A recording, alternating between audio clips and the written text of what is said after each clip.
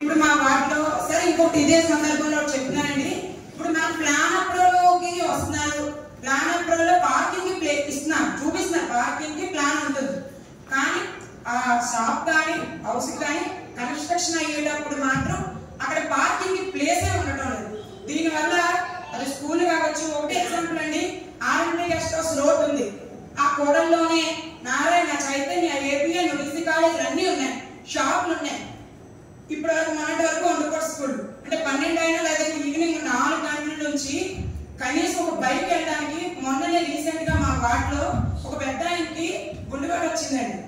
ఆయనకి 200 మీటర్లు అంటే మెయిన్ రోడ్డుకి రావడానికి అతనికి 22 మినిట్స్ పట్టింది. అంటే ఆయన లైఫ్ అవి గోల్డెన్ అవర్స్.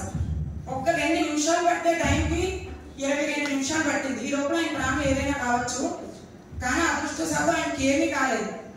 రోడ్డు మీద బైక్లు సముదాయం షాపులు ఒకటే లేదు, ఇష్టానుసారంగా షాపులు రోడ్ల మీద మొత్తం బైక్లు అన్ని పెడేస్తారు, వెహికల్స్ అన్ని పెడేస్తారు.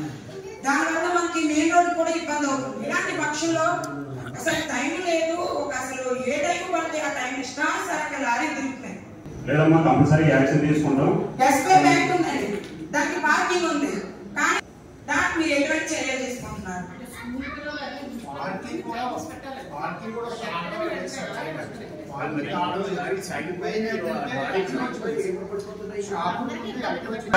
చాలా